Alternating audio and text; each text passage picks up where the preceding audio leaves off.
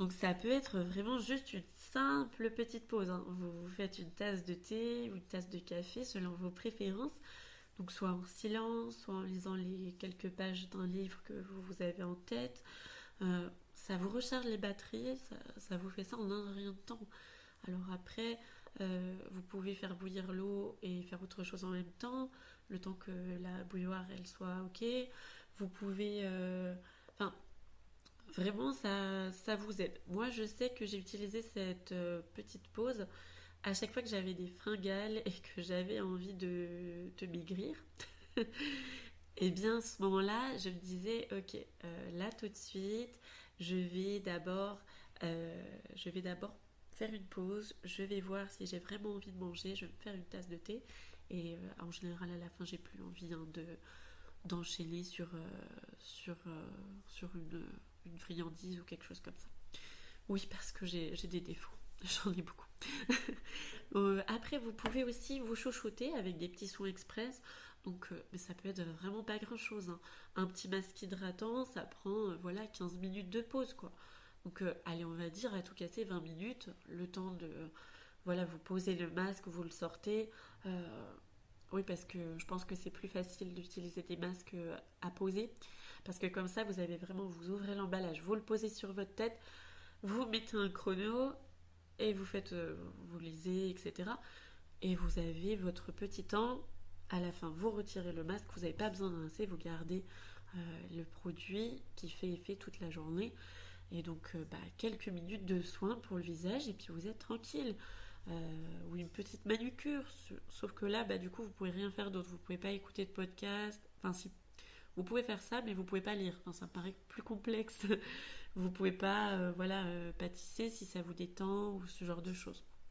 Mais pitié, prenez soin de vous, même si c'est que quelques minutes, parce que c'est un vrai plaisir, c'est un bon moyen de se reconnecter à soi.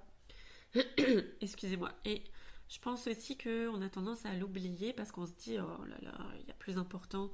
C'est vrai, mais même quand on n'est pas très très coquette, ça fait toujours du bien. Voilà, pour le psychologique en fait. Vous pouvez aussi bien sûr écouter de la musique, quelque chose qui vous inspire, quelque chose qui vous apaise, ou votre morceau préféré, même si c'est un tube des années 80 qui va vous faire sauter dans tous les sens, eh bien allez-y. Il n'y a pas de souci, dansez, fermez les yeux, respirez, chantez. La musique, c'est un vrai pouvoir libérateur et ça apporte beaucoup, beaucoup de joie, je trouve. Pour sortir de ça, je voudrais aussi vous inciter à cultiver des passions et des intérêts personnels parce que je trouve que en étant femme au foyer, des fois c'est difficile, mais c'est possible hein, de cultiver des passions, d'apprendre de nouvelles choses. Ça permet de rester épanoui, ça permet d'enrichir notre quotidien. Donc après, vous avez tout un monde, hein. Après, il n'y a quasi aucune limite hein, dans ce que vous pouvez faire de nouveau ou d'épanouissant, hein. Je pense que la lecture ou le journal, c'est vraiment une activité que vous pouvez faire quelles que soient vos compétences, quoi. Vous avez besoin de rien d'autre qu'un petit livre ou un petit cahier. Euh, Écrire dans un journal, c'est une merveilleuse façon de se déconnecter. Lire un bon roman, si vous êtes fan de fiction, oui, ça peut aussi être le moment de souffler. Même des essais, parfois, ça peut être intéressant aussi de voir un autre point de vue, d'autres idées, d'autres philosophies, d'autres valeurs, ou de se cultiver aussi tout simplement. Avec un livre, je trouve que c'est plus important, ou avec un podcast, parce que ça déconnecte les yeux de l'écran. Et je pense qu'on est mieux euh, réceptif et mieux reposé quand on n'a pas forcément l'écran devant les yeux. Voilà. Après, c'est tout à fait personnel. Libre à vous de regarder une série. Bon, c'est pas quelque chose que je vais conseiller, parce que je trouve que du coup, vous allez tenter d'enchaîner des épisodes et tout ça. Mais bon, libre à vous après. Vous pouvez aussi décider d'apprendre une nouvelle compétence, parce que ça va être hyper valorisant pour votre mental, etc. C'est possible de profiter des petits moments pour apprendre. Alors, si votre truc c'est la cuisine, vous pouvez cuisiner une recette spéciale, vous pouvez apprendre à crocheter, à jardiner, même si vous êtes en appartement. Vous pouvez suivre des cours en ligne par petites sessions ou quand vous avez un moment. De nos jours, c'est aussi extrêmement facile de reprendre des études ou de finir des études par internet, mais de vrais diplômes. Je parle de licence, je parle de master, je parle de diplôme d'université. S'il y a quelque chose que vous vous dites, j'ai toujours rêvé de le faire, mais bah maintenant je suis devenue maman, j'ose pas trop. Renseignez-vous d'abord de voir si c'est pas possible de le faire par correspondance. C'est tout à fait possible que vous arriviez à ménager du temps pour travailler vos cours pendant voilà 2-3 heures que vous prenez le matin avant que les enfants se réveillent, 1 heure pendant la sieste, etc. Alors évidemment, je vous le déconseille tout de même pendant la période de la grossesse et pendant la première année de votre nouveau-né parce que ça va être très difficile à gérer sur le plan mental aussi bien que le plan pratique. Mais bien sûr, si c'est un défi que vous voulez relever, pourquoi pas.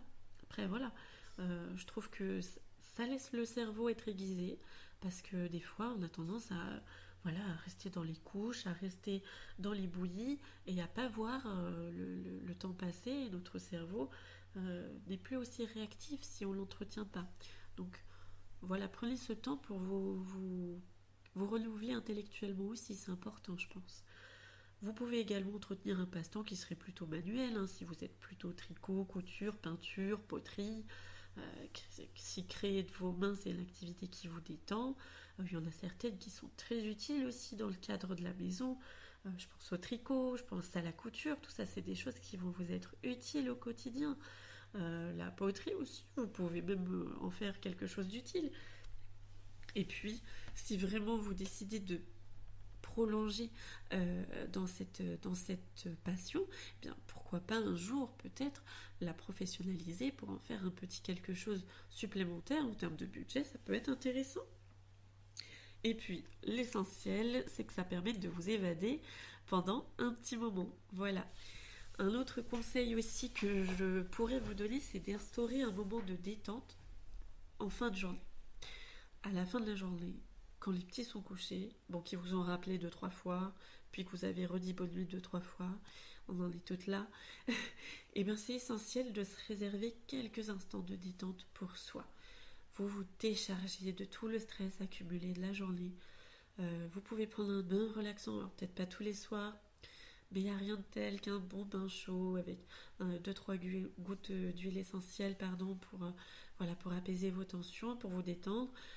Ça va être une parenthèse de douceur qui, je pense, sera bien méritée après vos journées. Moi, j'ai fait le choix d'en faire qu'un par mois. Alors, bien sûr, je prends des douches, ne craignez rien. Mais le bain, c'est vraiment assez long, c'est un rituel. Donc, je ne veux pas excessivement prendre trop de temps euh, à ce sujet-là. Puis aussi pour des raisons économiques, hein, ça consomme beaucoup d'eau. Mais ça fait toujours du bien, voilà. Avec un bon livre, pourquoi pas, un bon morceau de musique, peut-être des bougies, je sais pas. À vous de, à vous de me dire qu'est-ce qui vous inspire, etc. Vous pouvez aussi faire quelques étirements ou des méthodes un peu plus orientées type yoga, je dirais.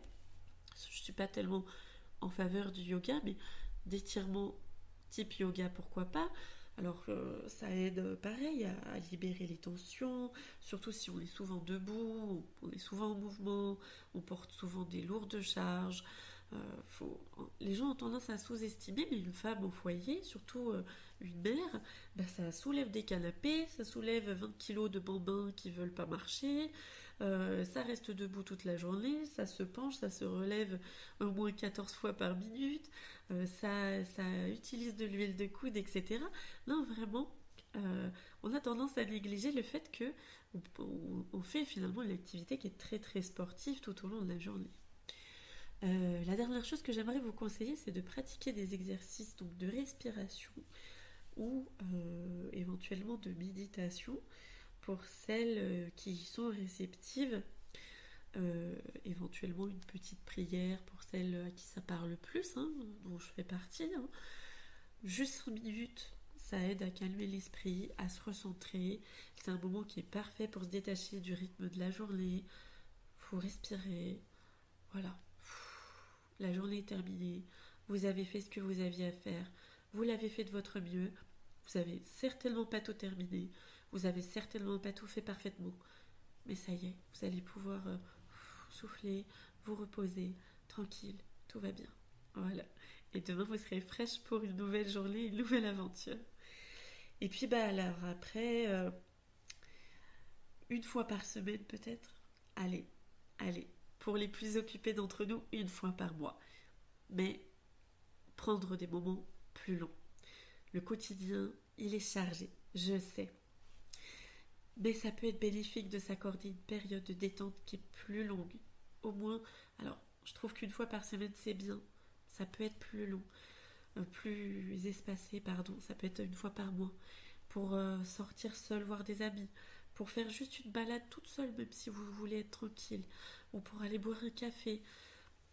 Savourer le fait d'être en dehors de la maison, en tout cas. Le fait de voir autre chose, de parler à d'autres gens, à des gens qui ont plus de 4 mots de vocabulaire, ou ce genre de choses. Ou parler d'autre chose que de poupées ou quoi. Ça offre un véritable moment de pause, en fait. Vous pensez à autre chose, et vous êtes de nouveau une adulte, autre que juste épouse, parce que c'est vrai que vous avez quand même des interactions avec votre mari, mais c'est pas toujours bon, on n'a pas envie de l'affliger avec notre terrible semaine, donc voilà, c'est plus sympa d'aller à l'extérieur avec d'autres amis, etc. Je ne saurais que trop vous conseiller aussi d'aller à la messe, à des groupes de discussion, dans des ateliers locaux. Retrouvez-vous avec d'autres femmes pour des échanges qui peuvent être enrichissants, ou pour participer, encore une fois, à des activités qui vous intéressent. Si vous êtes branché danse, allez à un cours de danse. C'est des interactions qui vont aussi être source d'enrichissement personnel. Prenez du temps évidemment pour prier ou pour vous recueillir, parce qu'un moment de prière ou de recueillement, ça permet aussi de se ressourcer, d'apaiser son esprit. On ne le dira jamais assez. Et d'ailleurs, j'en profite pour passer une très rapide petite annonce, parce que je parlais de groupes de discussion là, et je me suis dit, est-ce que ça vous intéresserait qu'on crée... alors je sais qu'il y a des gens qui font ça, mais alors moi je ne suis pas familière de ces choses-là, mais qu'on crée un genre de Discord ou de Telegram, pourquoi pas, où on pourrait échanger, entre mères au foyer, entre femmes au foyer, pour celles qui n'ont pas d'enfants bien sûr, et se donner des petites astuces, etc. Voilà, ça pourrait être intéressant, ça pourrait être sympa. Ça pourrait compléter, je trouve, agréablement peut-être les moments où on se retrouve pour les émissions Éclat de tradition et le cœur du foyer. Voilà, dites-moi ce que vous en pensez dans les commentaires, si ça vous intéresse. Si ça vous intéresse pas, ne dites rien, c'est pas grave. Ou si vous avez une idée peut-être un peu différente, pourquoi pas, ça peut être intéressant aussi. Je suis ouverte à toutes les suggestions, vraiment.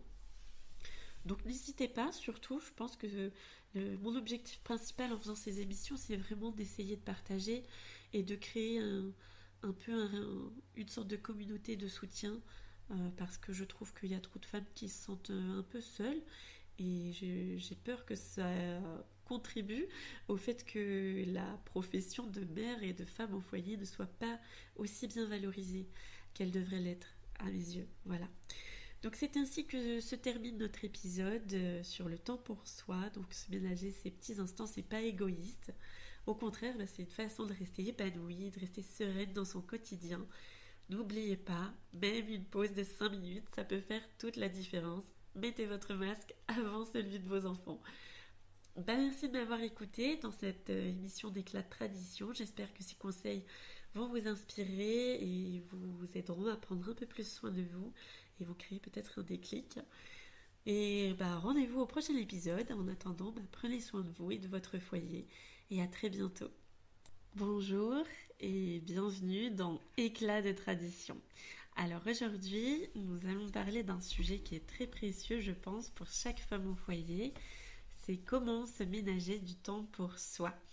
Parce qu'entre les enfants, la maison, les repas et nos mille et une autres responsabilités, c'est souvent difficile de penser à soi, et encore plus de trouver des moments rien que pour nous.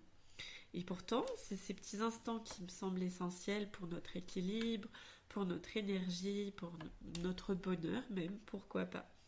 Alors, comment on peut faire pour trouver ce temps sans culpabiliser, surtout, et puis comment faire de ces moments un véritable ressourcement? c'est ce que j'espère que nous allons découvrir ensemble dans cet épisode. Voilà. Alors, petite précision avant de commencer véritablement, il est vrai qu'à chaque fois, les épisodes d'Éclat de Tradition sont supposés durer 15 minutes. Alors, c'est très arbitraire comme durée, et c'est vrai qu'ils ont tendance ces temps derniers à dépasser un petit peu. Donc je suis désolée mesdames et mes rares messieurs qui nous suivez, si effectivement vous prévoyez que 15 minutes et puis que ça déborde effectivement un peu plus. Voilà. Alors je vais essayer d'être concise sur cet épisode de notre émission. Voilà.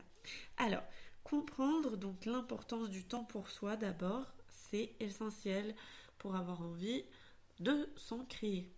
Parce que prendre du temps pour soi, j'estime en tout cas que c'est pas du tout un luxe, que c'est vraiment un besoin pour pouvoir être ensuite après plus présente, plus sereine pour la famille.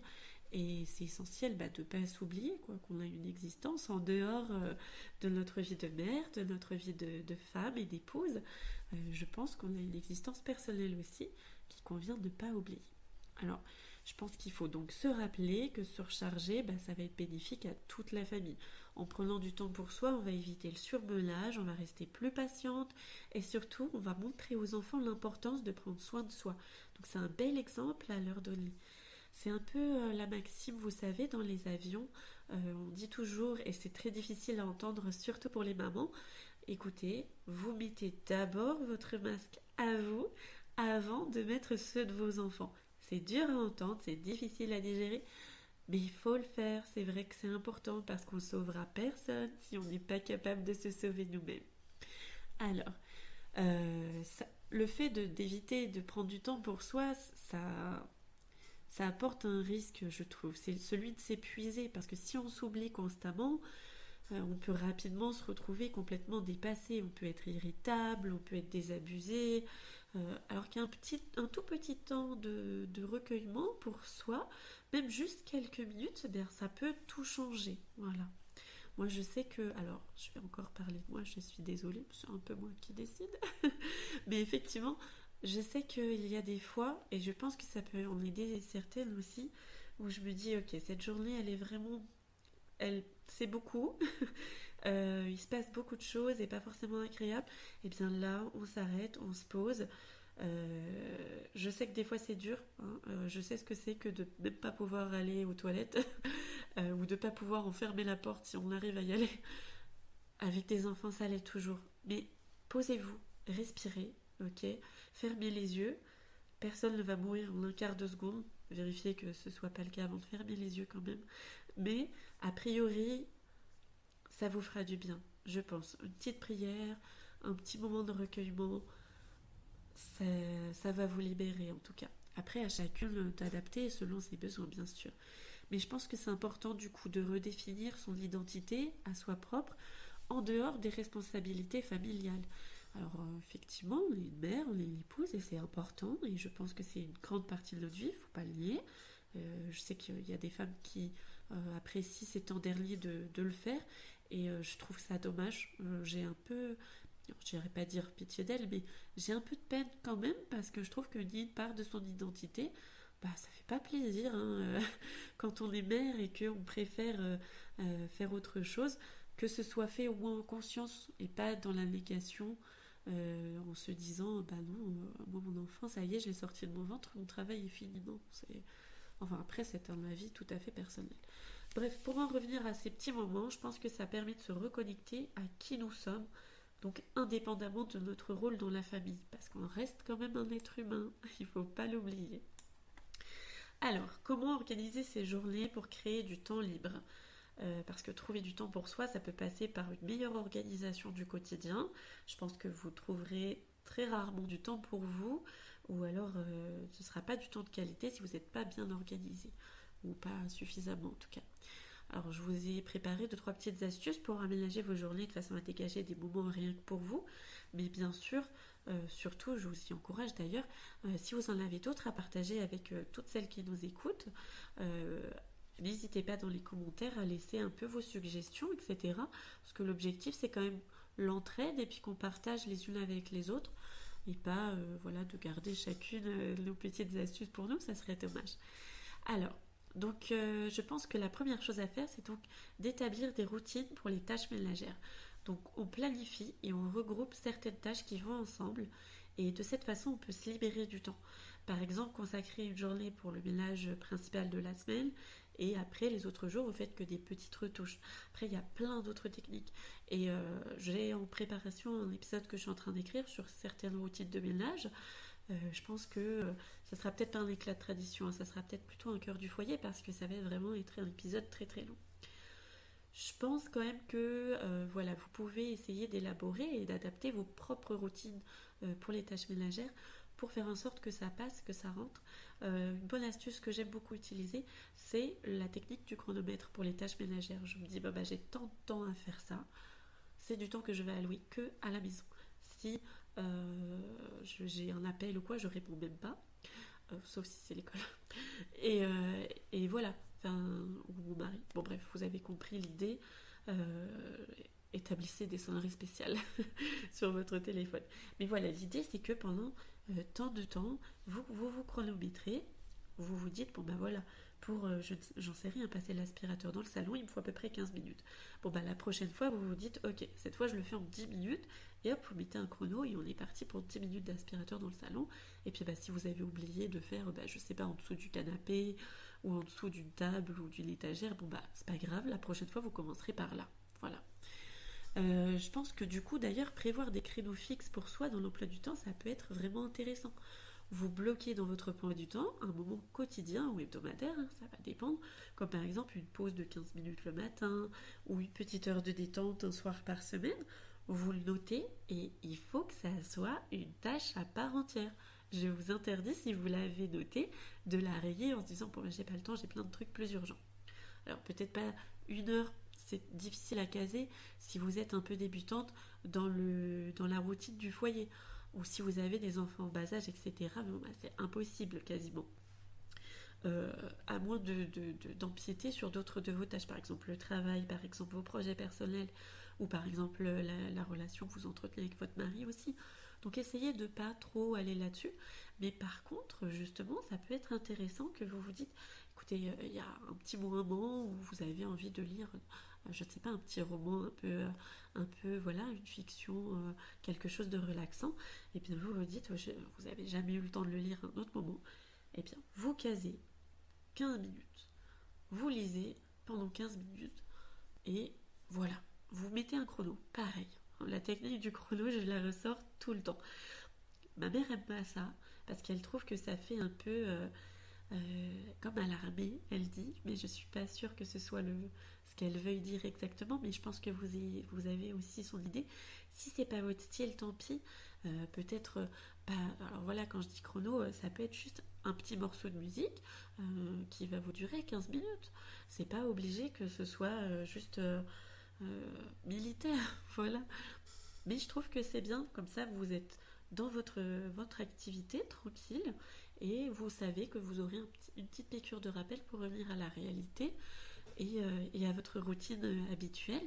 Mais vous avez quand même bloqué vos 15 minutes, vos 10 minutes ou peu importe quoi. Commencez par 5 minutes si c'est trop difficile, voilà. Après, vous pouvez aussi vous permettre parfois de déléguer ou de demander de l'aide.